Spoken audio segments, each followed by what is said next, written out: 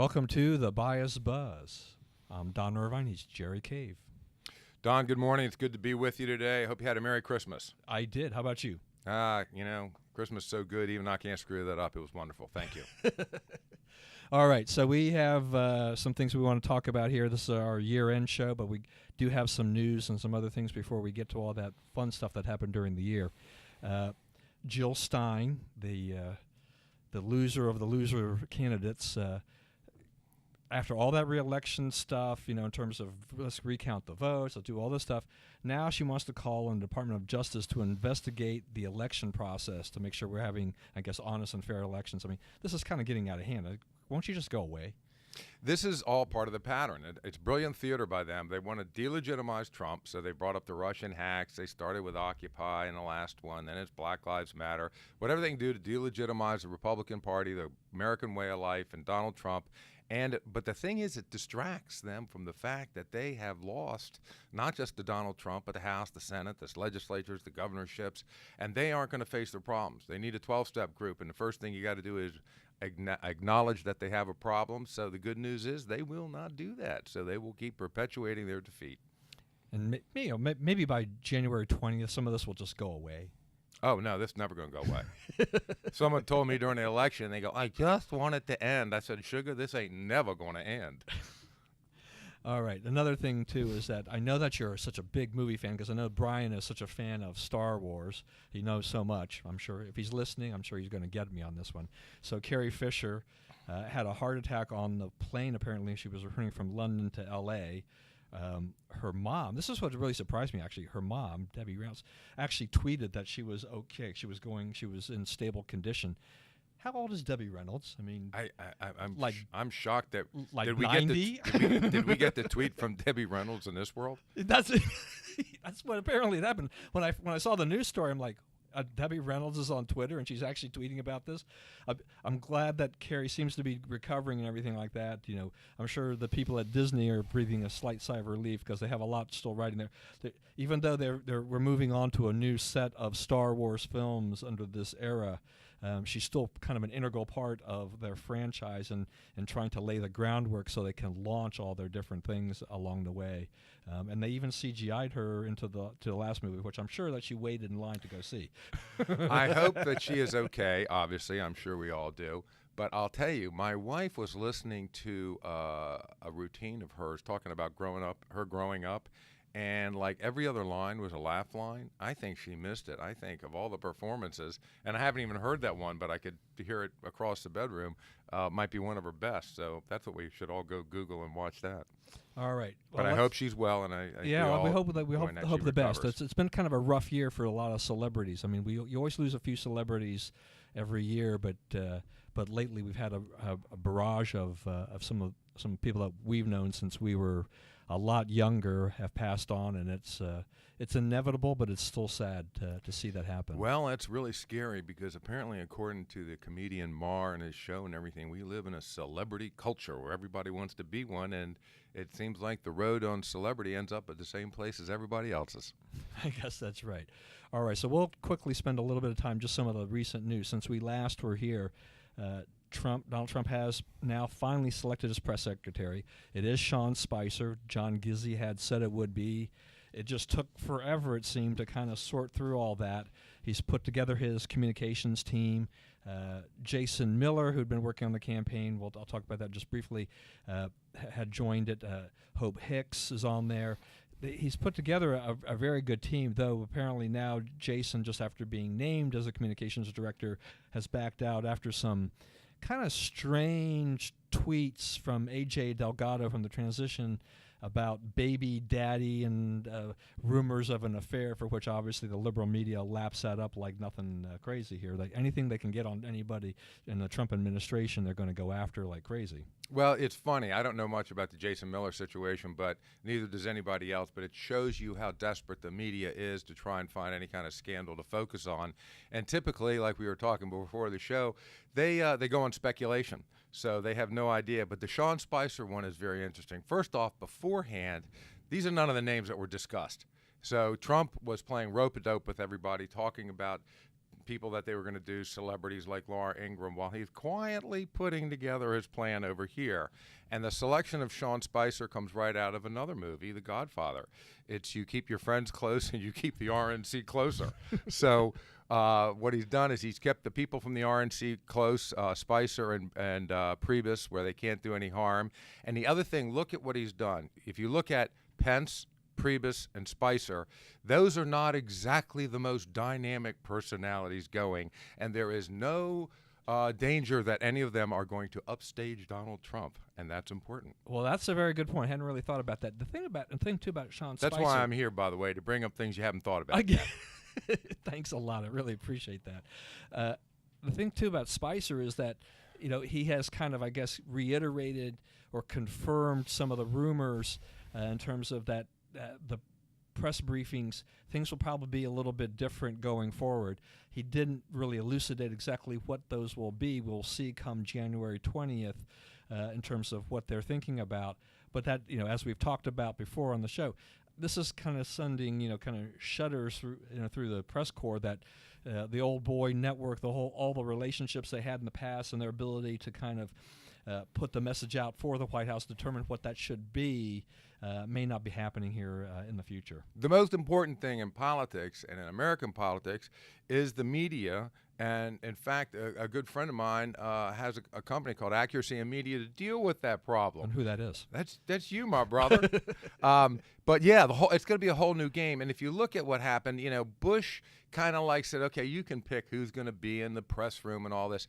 And nature hates a vacuum. And W just wouldn't answer his criticisms and stuff. And they just let the media run wild over him. And Donald Trump is doing exactly the opposite. He plays rope-a-dope with them. He manipulates them. He beats them. And it's critically important because that is the mouthpiece of speaking to the American people. But the other one is he does it with tweets, which they criticize him for, so it's right that he does it. It's literally like the era in the 30s when national leaders like FDR could speak directly to the people on radio. And what they're going to do is communicate directly to the people and not let the media manipulate them. They're going to continue to lie, but they're going to get the truth out to the people directly. All right. And speaking of tweets that he gets criticized for, he sent out a tweet talking about nuclear arms this past week, and that has sent the media and the left into a tizzy. The thought that the U.S. would actually get into a nuclear arms race, for which the left has been working very hard for decades of making sure that we have been trying to tamp down our capability, while not seemingly caring too much about what the other world powers were doing in this regard. And maybe even somewhere along the line, maybe there's a little bit of a tip to nuclear energy and its use, which has been discarded widely in this country because of safety concerns and other issues that the other side has been pounding away at for decades. The fastest way to get fired if you are a salesperson is to come back to your boss and tell him what your prospect or client said. What you're supposed to do is come back and tell them what they meant. And that's what you have to do with Donald Trump. What he is always doing in sales, it's called ABC, always be selling, always be closing. But the Trumps, if you study them, they're always negotiating. So what he did with that tweet is he told anybody that wants to get into any kind of arms race or any kind of other race, trade, anything else, he's going to do whatever is necessary, even to the point we talk about restarting the arms race, the nuclear arms race, which scares the hell out of everybody. The second thing is he's telling anybody that anything I got to do to accomplish America's goals, protect American citizens, I'm going to do that. So that's what he meant by that. And the people in the media, if they got jobs as salespeople, they'd all be fired by Friday if they started on Monday because they really don't get it. Right, and I agree with that. I like what he's done in this sense of terms of let's throw down the gauntlet. Why wait for what everybody else is doing? Why do we have to follow that? I mean, we are a superpower. I mean, we have control. Trump, once he gets in office, will effectively become the most powerful man in the world. In essence, set the tone, set the pace. Let people follow us. Don't let the U.S. be taken advantage of anymore. I think he puts these messages out. He's setting these markers out there for people to think about. Well, that's what he does when he negotiates. He starts at an extreme position and keeps bang, bang, bang, keeps fighting for it. And the thing is we've got all the assets. I mean, we've got energy, we've got the military, we've got the economy, we've got access to our retail markets. We hold all the cards in this deck, and nobody else has bothered to play any of them yet, and Trump's going to play them all. Yep. Okay. Well, a couple more things before we go on to our year-end wrap-up. Obama, both on Obama. So last week, the Obama administration did not use their veto power on a UN Security Council resolution basically condemning Israel for West Bank settlements. This has stirred up a lot of controversy. Israel obviously is extremely upset. It's got a lot of conservatives upset. What's your take on this? What I am more... when is the American Jewish community going to understand that they've been rejected by the Democratic Party, not just in these 8 years, but for many, and they are going to do something about it? It's either that they are intentionally ignorant of what they're doing, or they don't care about Israel. Now, look, all my family cares about Ireland, and we haven't been there for 3 or 4 generations. And these people, I just don't understand it. I mean, I understand the history and why they kind of were in the Democratic Party and liberal, and I got all that. But, man, I'm telling you, that day is over. And understand something. This is a complete one-way street. We don't get anything out of being Israel's ally. They don't do anything for us. This is the United States standing up for a principle that the Jewish world should have one teeny little sliver of the planet to call their own, which is terribly important for them in a humanitarian and moral way. But also, I mean, they're one of the 3 cores of Western civilization, and we owe a lot to them, and just keeping them alive. And Obama has just insulted them. It's insult upon injury. And as he's ending his term in office as well. I mean, there's a lot of actions that are occurring here that to me seem unprecedented in terms of what an outgoing president is doing in his last days to try to, in essence, kind of hamstring or just the incoming president. There seems to be a lot of vindictiveness and a lot of things that are going on. There's a lot of bitterness and all of these things, and that kind of leads me to this whole thing that just we saw here. We just heard Obama sat down with his former senior advisor David Axelrod on his podcast and pontificated about lots of things. But one of those things saying that he could have, if he'd have been allowed to, he could have won a 3rd term. He could have beaten Donald Trump, of all things. Well, it didn't work. He did the unprecedented thing by campaigning for president, which a sitting president has never done before. And his whole message was simply just get out and vote. And he spoke to the black community, which is apparently supposed to be his community, and it didn't work. So if he says he could have won if he'd been got elected, if he ran, well, he did run. He didn't get elected. That's not going to bring the jobs back in Pennsylvania, Michigan, and Wisconsin and the places that changed. So he's wrong on that. But what you're seeing on the Israel thing, you're just seeing the stuff that we can all see. The administration is terribly concerned about the damage he can do going out the door. And that's just what you see. And I can tell you there's a whole lot of things that we can't see that they're doing to make America great again more difficult for Donald Trump. Yeah, I mean, this is just an unusual thing. I mean, in that podcast, not only did he say would it be Trump, and then Trump came back with I think a good tweet about there's just no way that would have happened. But he also said that Hillary had performed wonderfully, and that there was a double standard, and that she had, and that the media actually practiced a double standard on her. Just a lot of crazy stuff as you're going out. And I still, it goes back to my point. A lot of bitterness and angst. He took it as a personal affront. I mean, he told people when he was campaigning that you need to vote for Hillary because it's your support. This is what I'm saying. You're supporting me too, and yet in some senses in the podcast, it almost seems that he tried to distance himself a little bit from saying, well, what Hillary did was not really an extension of my 3rd term or what would have been my 3rd term, kind of thing. It was very strange. They have an inexhaustible supply of excuses, and they have an insatiable appetite for defeat. This just goes to prove that until they acknowledge that they've been defeated, they get out of this denial, they won't be able to stop it, but they keep doubling down on it. I mean, if you look at his comments, her comments, what Jill Stein said, the fact that they might elect this extreme out-of-it guy, Keith Ellison, as the head of the DNC, that they put Pelosi back in charge. Everything they have done before, during, after the election has indicated that they have not gotten it until they become a Jack Kennedy Democratic Party. They continue to be a Ted Kennedy extreme left-wing Democratic Party, they are going to continue to lose. And as I said, they have lost the states, state houses, everything, House, Senate, and the White House. They've been beat across the board. All right. Well, it's time. Let's go ahead and talk about 2016, looking back at it. In your mind, what was the big news? Well, obviously, Donald J. Trump winning the election. I mean, that goes without saying, and there's a whole lot of things, and everybody's going to talk about that. But let's talk about a couple of things that maybe everybody is not talking about. And number one, the media has played its last card. They cashed their last check. They already had a serious problem in credibility, but their real problem talked about is the fact that the internet has destroyed their business model. And they have been on a downhill slide for the last 10 years. And so what they did was they accelerated that into a nosedive by sacrificing any pretense of their credibility in this election, coming out clearly saying they're going to lie, they're going to do anything to help get Hillary elected. So they had a 28% credibility rating with the American people before the election. Now it must be like 2.8%.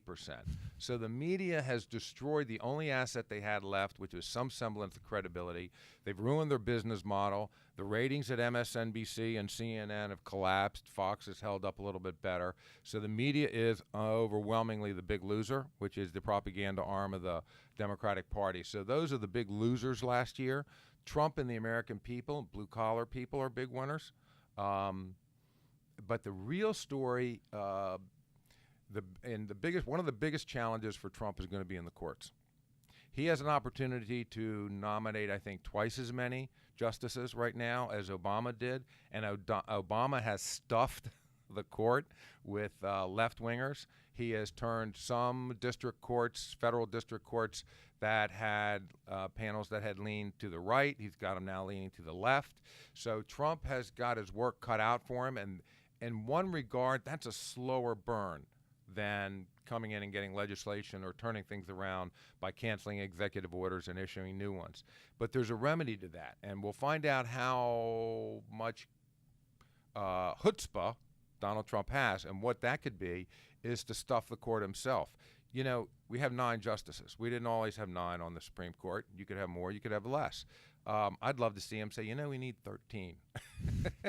And put 4 more people on it and take the other district courts, especially the ones that have gone left, that are anti-American, anti-Constitution, and add to them, redistrict them, get rid of them, and do it so we have people that are going to adhere to the Constitution. Because his plans can get stopped at the judicial level. What do you think about that? Well, that's very interesting. That is very interesting, that whole idea of doing that. It's actually the first time I've heard anybody discuss anything quite like that. Yeah, I mean... And in my family, we made my brother be the lawyer, so I'm not even a lawyer, and I came up with that one. and just like I normally do, I stole it. I'm just not telling you who I stole it from. Well, one of the things I was going to say too is that one of the big events, besides Trump being the big winner, was also just the events that transpired during the year, which includes the death of Justice Scalia and the effect that it had on the court this year, leaving them at a 4-4 ties on many occasions, basically leaving lots of liberal decisions intact as a result of the loss of Scalia.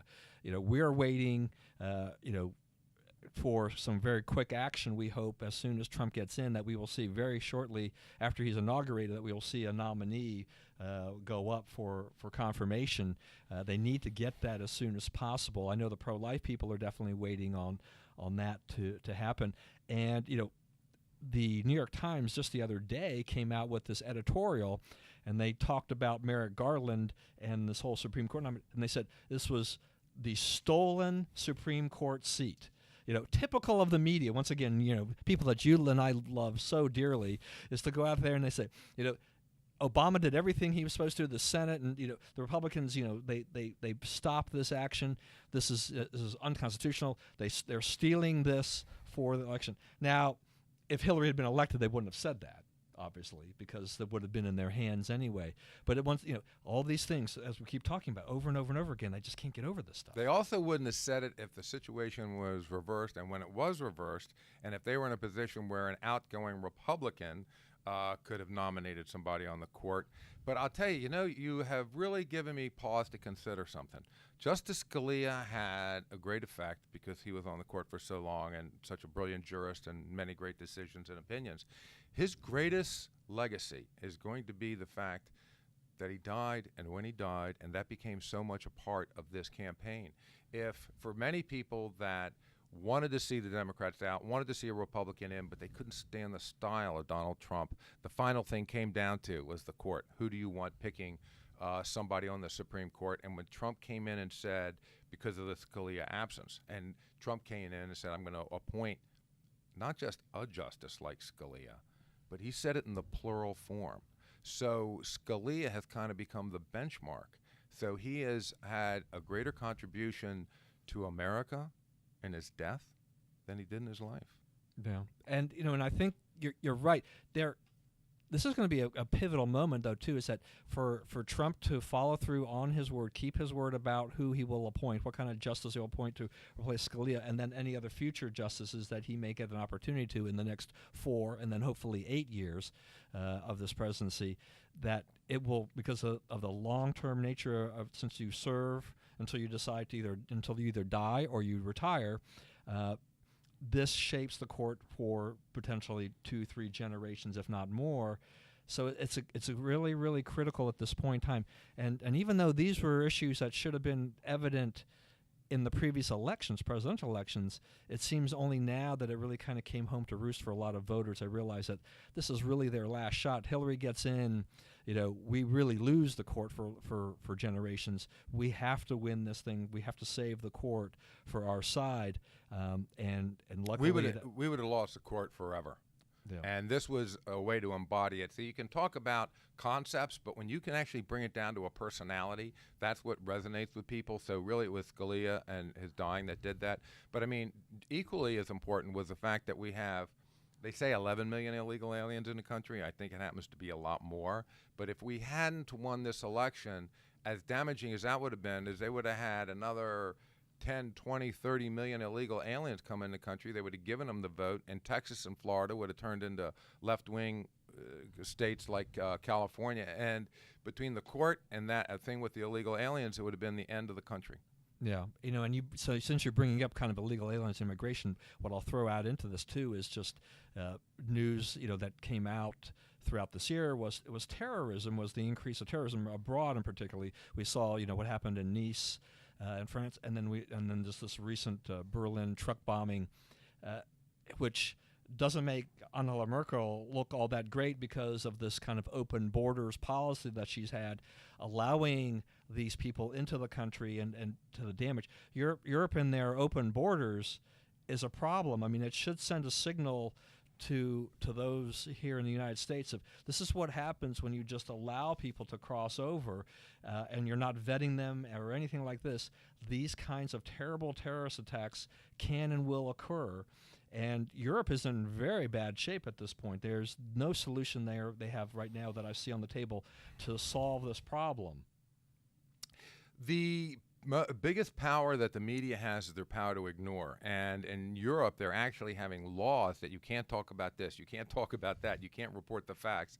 And there's nothing, this illegal immigration is just bad across the board. It outsources jobs, it transfers the cost of doing business from a business by paying a living wage to people and a competitive wage to people. It transfers those costs to government. You not only have the problem with terrorism, but where do you think all the drugs come into the country from?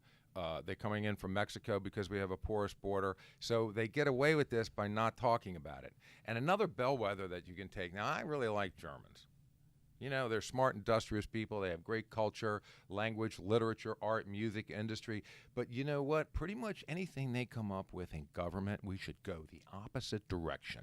So you had Karl Marx, and his ideas were pretty bad. Hitler's ideas were pretty bad. And Angela Merkel, she's right in that tradition of bad ideas. Yeah, and that wasn't the way it was supposed to be. She was supposed to be kind of that Western ideas savior and everything like that. But she's definitely tilted in her political leanings and beliefs in terms of how she's governed the country. So, how long she survives will be also, I think, thrown into question. It's just insanity what's going on with her, and I don't know why the Germans are doing this. I mean, I studied in Germany, and they seem to be pretty level-headed, but they've really gone nuts. And where this whole guilt complex comes from, but it's all this manufactured stuff that Western civilization is terrible. Some professor called for the white genocide. And, if that guy really believes it, he ought to start with himself. That's right.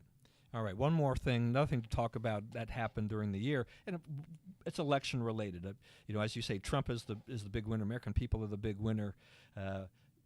Another big loser overall is the Democratic Party, and Obama's legacy is a big loser. During his 8 years in office, what is it? Between 900 and 1,000 seats along the elected offices were lost in the Democrats on state level, national level. They lost governorships. And the legislatures as a whole, the control of legislatures and governorships shifted dramatically. The Republicans are very much in control. You take a look at the map, and if you had to put a map of that kind of thing, it's very red now.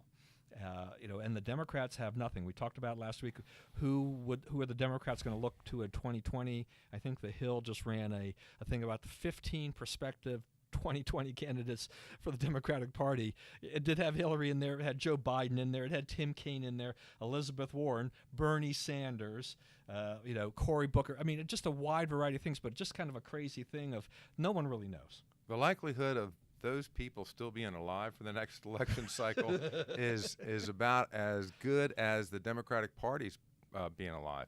I mean, they've lost like 20% of the House, the legislatures. I mean, and in politics where 2% is the difference between victory and defeat. So, and what we've had is 80 years since FDR of looking at government like it's Santa Claus, and it's just proven not to work.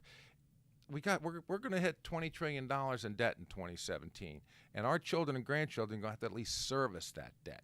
So it doesn't work. It's come to roost. The people in the Midwest, the people in America have suffered a lot of pain. I have a young man who works for me, and he played baseball in college, and they would go to all these little towns, and they all looked like you think. Everything's boarded up. So the pain from all this, the Democratic Party is in bad shape, and there's a specter haunting federal government, and it's called downsizing. And the people in Washington have no idea, not just the Democrats are in denial, but these people have no idea what's about to come to them. They haven't even talked about it, and they're going to get a serious downsize. And then you have states like California where they've talked about seceding. And the question arises, should we let them secede or just give it back to Mexico? Well, remember, there's a Victor Davis Hanson book a few years ago called Mexifornia.